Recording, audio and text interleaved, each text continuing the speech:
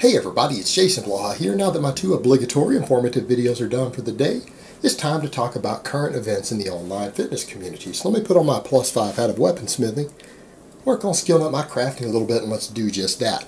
Alright, this is something I've known about for weeks. I was going to cover it in this series at the end of the day. I forgot to do so, and I just remembered today, oh my god, I didn't cover this. Dorian Yates and Stan Efferding are creating a joint effort that they're calling the Super League in order to try to turn something like bodybuilding and taking people who would be pro bodybuilders and things to actually put them in a real sport, because that's one of the big criticisms of bodybuilding has historically been bodybuilding is not a sport, and it isn't. By no definition of the word could bodybuilding even be misconstrued as a sport. And that's the thing, you know, a lot of people call it that. I even laugh when I get people who come in my comments who are like, oh, by the sport of bodybuilding. Like, bodybuilding's not a sport. There's no athletic component to it. And the people at competition day are so weak that they're unathletic. They're probably less athletic than the average Joe Bob American at competition day. That's how out of shape they are when they actually compete. Even though they use the term in shape, they're not. They can't perform. None of them could run a race. They couldn't do a powerlifting meet, anything else on their competition day. They're not athletic. And that's kind of the irony of it, is that people call it a sport. And Dorian always hated the subjective aspects of it, the political aspect of it. And let's be quite frank. Stories that have floated out there about Dorian, he doesn't like to talk about it. But there are stories out there of all the stuff that he's even had to be involved with. The gay prostitution end. That's basically what pro bodybuilding is a giant gay prostitution ring, and used to glorify and sell worthless supplements. That's pretty much all bodybuilding really is. And I know that upsets a lot of people to hear that, but that's true. And there's even that, the guys who are turning the most tricks sometimes for the judges sometimes get scored up a little bit. And then there's all the after parties and all the drugs and the sex and everything else. It's a big part of the politics. Big part of the politics, and it has been for decades, even before Dorian's day. So that's something that I think he's wanting to get away from, is all the posing, being in a tiny little thong. Instead, he's trying to work with Efferding, who's also a world level powerlifter, in addition to being an IFBB pro bodybuilder, of can they turn this into something athletic, get all of the extra political, the prostitution stuff out, the all posing in tiny little trunks in front of a bunch of other men while all tanned up, and let's make it about how much muscle you have, how your muscle proportions are, which is something, there's no subjectiveness to it. You can measure that. And that's what they're wanting to do, is to take measurements. Things like your chest to waist ratio, thigh to waist ratio. In other words, getting people's waist fairly small means they have to be lean, less body fat, in proportion to limb measurements, torso measurements, thigh measurements. We'll de-emphasize synthol and site enhancement, because that stuff really only works in the smaller muscles. It'll de-emphasize the site enhancement, de-emphasize a lot of the nonsense, and focus on what are the ratios actually like. How big is their chest versus their waist? How big is their bicep versus waist? How big is their thighs versus their waist? Actual ratios of muscle mass. In other words, how much real size do they carry? Not what do they look like. What have they actually built? In addition to a performance element, which again, the performance element will also emphasize muscle and strength over body fat. So it will even take out the body fat equation, because it all gets divided by body weight. In other words, carrying 5 extra pounds of inefficient size on you that isn't helping you move weight, and move weight for reps. So again, a test of muscular strength more than technique, because it's doing exercises in a 12-rep set. So what they're trying to do there is basically say, okay, we want guys to be as big and as lean and as strong as possible all concurrently, and find the balance between them, because if they get too lean or they use too much site enhancement, things like that, their strength is going to suffer on some of these exercises. If they're too fat, their strength is going to suffer on the exercises.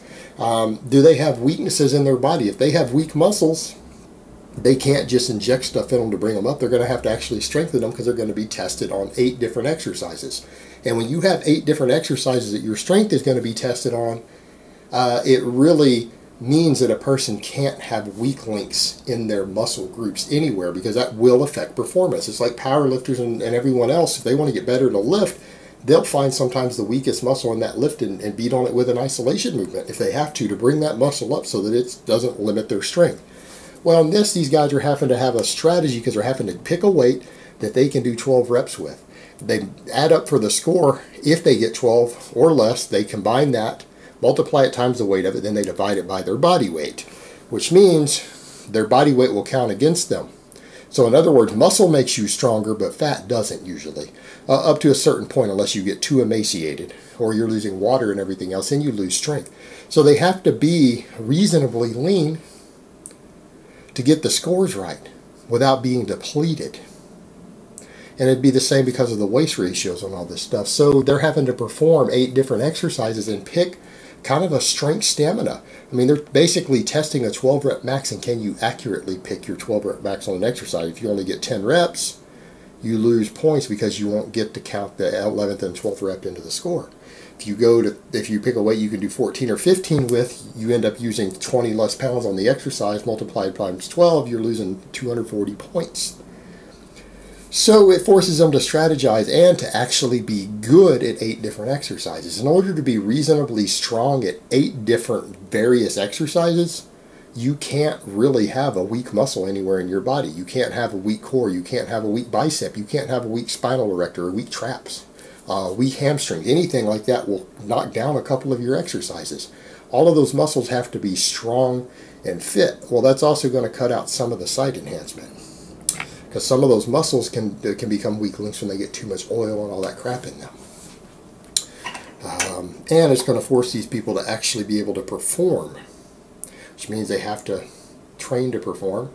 And it means that they're going to have to not allow themselves to get completely depleted. So it's an interesting concept. Interesting concept. Is it going to be a better judge of overall athleticism and muscle build and how much muscle you've built and body composition than what bodybuilding has been? Yeah, absolutely. Will it hopefully remove a large part of all the gay prostitution?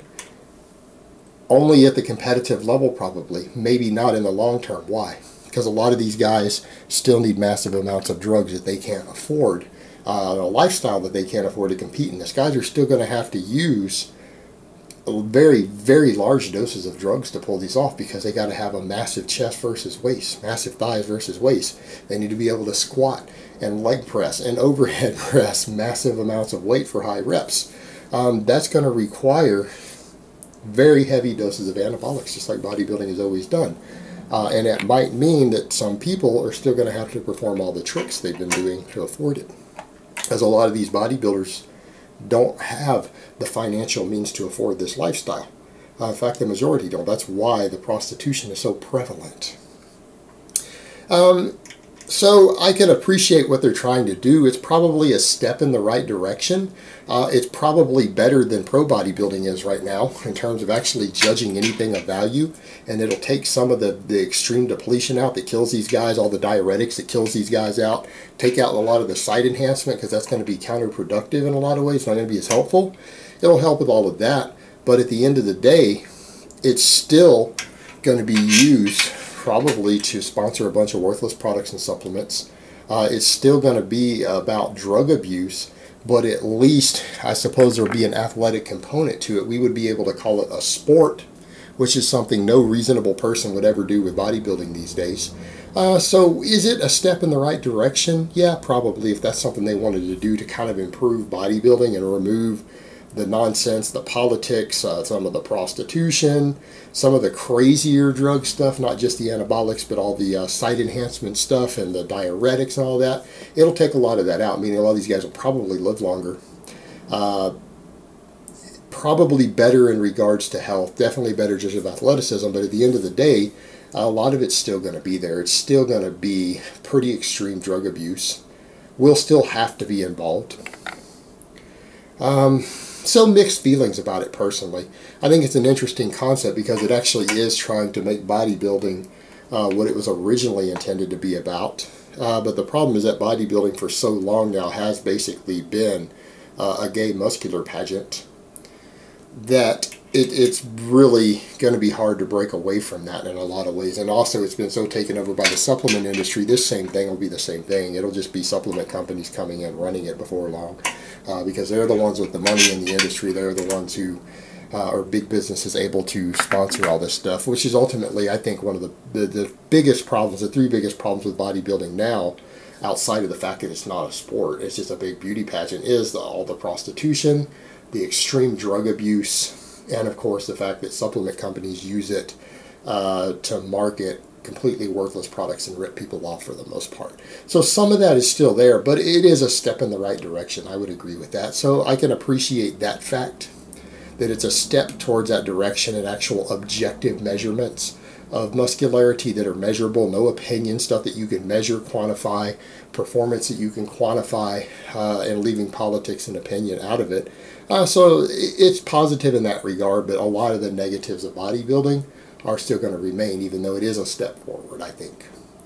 Alright guys, but that's really all I have to say on that today. I hope it's been informative, and I will talk to you guys next time.